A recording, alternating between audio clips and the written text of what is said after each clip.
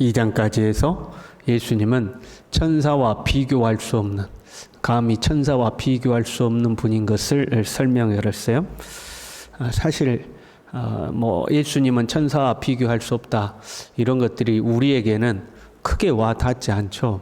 우리는 천사 숭배를 하는 사람들이 아니고 별로 천사에도 관심이 없어요. 우리는 귀신에 대한 관심보다 천사에 대한 관심이 훨씬 없죠. 그러니까 천사보다 위대하시다, 이런 게 크게 와 닿지가 않습니다. 그러나 이제 당대에는 크게 유행한 거죠.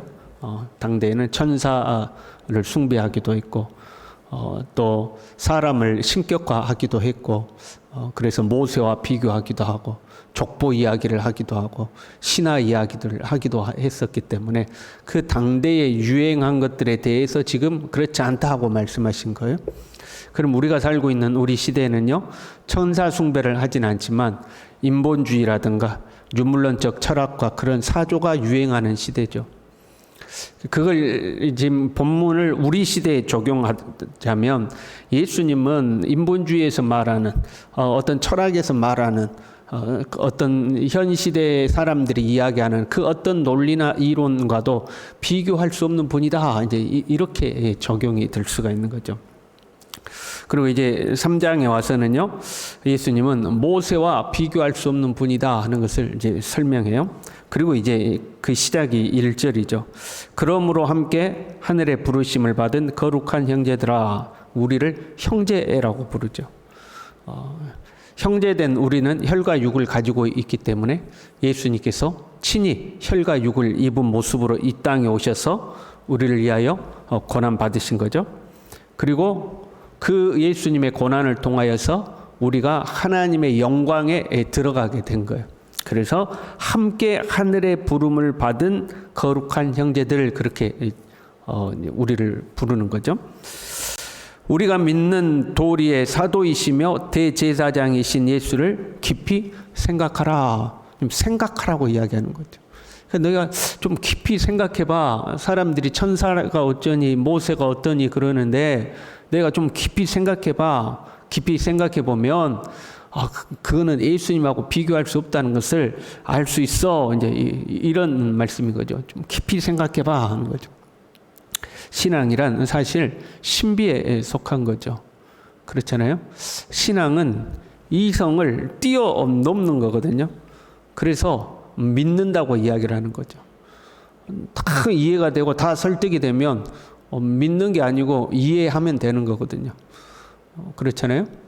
여러분, 2000년 전에 예수님이 십자가에서 죽으신 것이 나를 위한 것이다, 이게 논리적으로 설명이 쉽지가 않은 거거든요. 그래서 우리는 믿는 거거든요. 하나님은 우리의 이성으로 알 수 없는 분이죠. 그래서 하나님의 계시로만 하나님을 알 수가 있죠. 우리의 삶에 대한 어떤 해석, 우리가 왜 이렇게 살아가는지, 우리의 삶에 왜 이런 일이 일어났는지, 때로 우리의 삶에 왜 고난이 찾아왔는지, 그런 우리의 인생의 목적이나 인생에 대한 해석도 하나님의 빛이 비춰와야지만 깨달을 수가 있는 거거든요. 그 전까지는 나한테 왜 이런 일이 생긴지 모르고 그냥 방황하는 인생으로 살 때가 있거든요. 그래서 신앙이란 약간이 아니라 신비에 속한 영역입니다. 그럼에도 불구하고 생각하라 하는 거죠. 생각해라. 너에게 어떤 그런 특별한 신비가 없어도 생각만 잘해도 예수님을 분명히 알 수 있다는 거예요. 네가 생각만 잘해도 예수님을 뚜렷이 알 수 있다. 그뿐만 아니라 로마서 8장 18절에도요. 생각건대 현재의 고난은 장차 우리에게 나타날 영광과 좋게 비교할 수 없도다. 지금 내가 당하는 그 고난도 잘 생각해봐. 생각해보면 지금의 고난이 장차 나타날 영광과 비교할 수 없다는 것을, 내 인생을 향하는 그 어떤 하나님의 섭리와 하나님의 예비하신 상급도 알 수 있다는 거예요. 생각해보라는 거죠. 우리의 신앙이요, 맹목적이어서는 안 돼요. 신앙생활을 맹목적으로 한다거나 아니면 신앙인이 비이성적이거나 그러면 안 돼요. 신앙인들은 생각을 잘 해야 돼요. 생각이 올바라야 하는 거죠. 하나님은 우리의 생각을 통해서 일하시죠. 그렇잖아요. 성령이 우리에게 오시면 주님이 우리에게 말씀하신 모든 것을 생각나게 하신다고 그랬거든요. 그리스도 예수 안에서 우리의 마음과 생각을 지키시리라 그랬거든요. 생각을 통해서 하나님은 역사를 하시죠. 이게 생각을 잘해야 되죠. 마귀도 생각을 통해서 일하죠. 가룟 유다에게 예수를 팔 생각을 넣었더니 이렇게 되어 있어요. 하나님도 우리의 생각을 통해서 역사하시고 마귀도 우리의 생각 가운데 우리를 미혹하고 유혹하는 거죠. 생각을 잘해야 돼요. 신앙생활이라는 것은요, 우리가 예수님을 안 믿다가 예수님을 믿게 됐다 그러면 그때부터는 신앙생활 하는 거잖아요. 그 신앙생활이라는 것은 이 여러 가지 의미가 있지만 그 중에 하나가 생각하는 습관이 바뀌는 거죠. 예수님을 믿기 전에는 자기 중심적으로 생각했어요. 아니면 세상의 가치관으로 생각했어요. 그런데 이제 예수님을 믿게 되면 예수님 중심으로 생각하는 거죠. 무슨 일을 만나든지 내 삶에 어떤 일이 생기든지 예수님을 중심으로 생각하는 게 우리의 이제 신앙의 삶이 되는 거죠. 그 생각을요, 깊이 생각하라고 그랬어요. 요즘 시대는 깊이 생각하지 않는 시대예요. 그러니까 충동적이고 감각적이죠. 그도 그럴 것이 이 영상 문화가 저희 어릴 때만 해도 집집마다 TV가 없었거든요. 그 영상 세대가 아니에요. 근데 지금은 아이들이 태어나면서부터 영상을 보고 자라잖아요. 그러니까 어떤 지식을 그 영상을 통해서 습득을 하는 거거든요. 그러니까 즉각적인 거죠. 어떤 어려운 책이라든가 그런 책들을 넘겨가면서 글을 읽고 깊이 생각하고 깊이 연구하고 묵상하고 그러질 않죠. 그러니까 충동적으로 말과 행동을 하는 그런 이제 세대가 됐어요. 깊이 생각을 안 해요.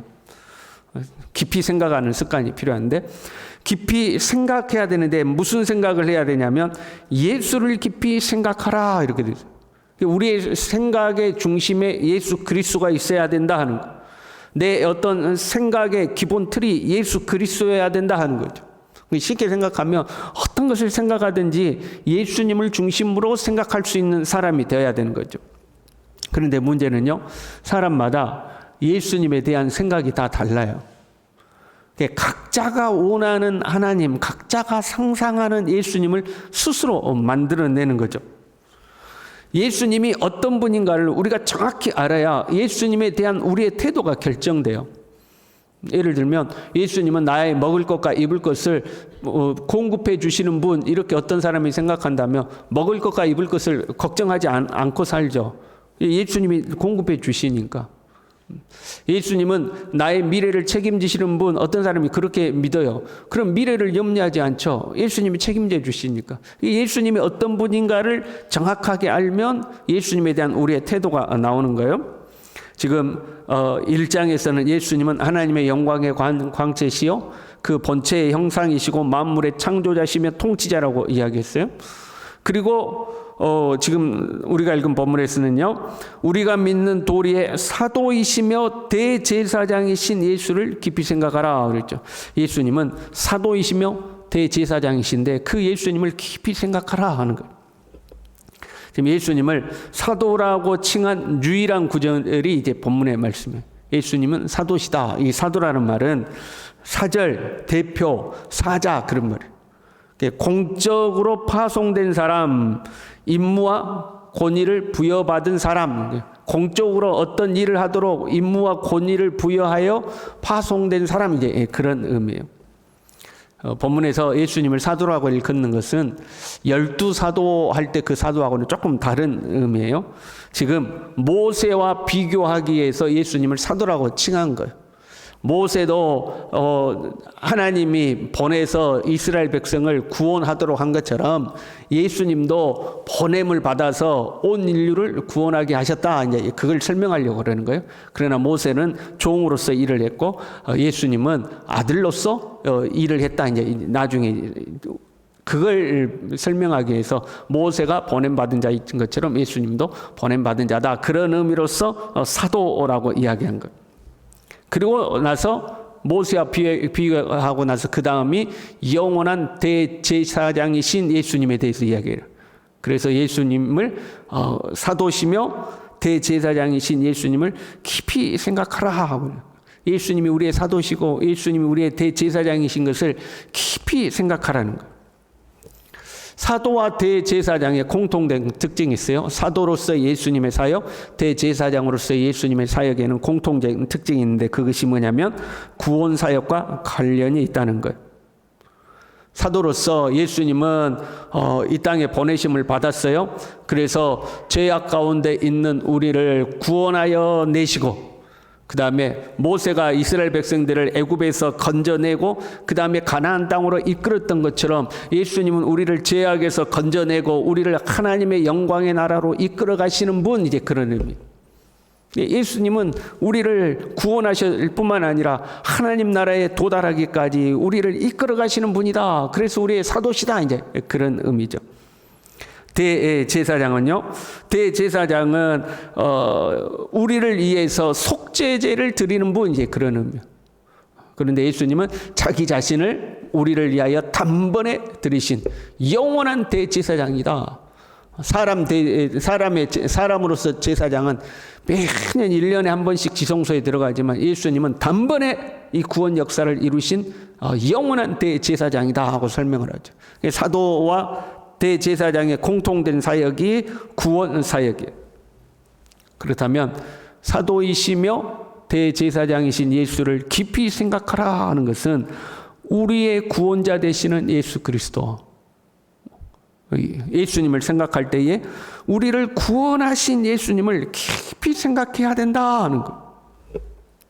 우리는 이 구원받은 은혜를 그냥 대수롭지 않게 생각할 때가 있어요. 구원받은 걸 너무 당연하게 생각하죠. 구원의 기쁨과 구원의 감격이 없어져 버리는 거죠. 그러나 예수님을 생각할 때에 가장 기본적이면서 가장 중요하게 생각하는 것은 우리의 구원자이신 예수 그리스도예요. 우리를 구원하신 예수 그리스도, 이것을 깊이 생각하라는 거예요. 구원자 되신 예수 그리스도를 생각할 때에 어떤 유혹에도 흔들리지 않게 돼요. 왜요? 우리를 구원하실 일은 오직 예수님밖에 없는 거예요. 천사가 우리를 구원한 거 아니다. 모세가 우리를 구원한 거 아니다. 이 땅에 그 어떤 존재가 우리를 구원한 거 아니다. 천하 인간 중에 구원을 얻을 만한 다른 이름을 우리에게 주신 적이 없다. 구원은 오직 예수 그리스도를 통해서만 되는 거다. 그래서 예수 그리스도로 우리의 구원자를 깊이 생각하면 그 어떤 철학이나 어떤 사조에도 결코 흔들리지 않는다 하는 거죠. 예수님은요, 하나님의 영광의 광채시요 본체의 형상이시며 만물의 창조자시요 만물을 통치하시는 주님이시죠.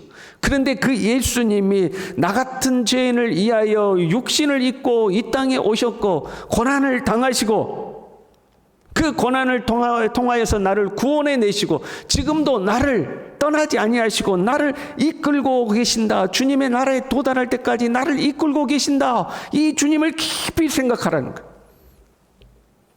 우리는 우리의 구원자 되신 예수 그리스도를 한시도 잊어서는 안 될 줄로 믿습니다. 주님은 나의 구원자 되시다. 그리고 나를 지금도 이끌고 가고 계신다는 거예요. 이 주님을 우리가 깊이 생각할 때에 우리는 주님께 우리의 삶을 맡길 수가 있는 거죠. 나를 위하여 목숨을 아끼지 아니하신 예수 그리스도께 나의 삶을 내어 맡기고 그 주님께 온전히 순종하면서 어떤 유혹에도 흔들리지 않고 믿음의 길을 걷게 되는 거죠. 오늘 하루도 나를 구원하신 예수 그리스도를 깊이 생각하며 살아가는 복된 하루가 될 수 있기를 바랍니다. 기도하겠습니다. 주님, 우리의 생각이 세상의 헛된 것들, 세상의 헛된 재미 또는 세상에 달콤해 보이는 철학과 사조들의 우리의 생각이 끌려가지 아니하고 우리의 사도시며 대제사장 되신 예수 그리스도를 깊이 생각할 수 있도록 나의 구원자가 되신 예수님을 깊이 생각하며 우리 주님께 온전히 순종하며 살아가는 하나님의 사람들이 될 수 있도록 우리 모두를 붙들어 주시옵소서. 예수님의 이름으로 기도 올리옵나이다. 아멘.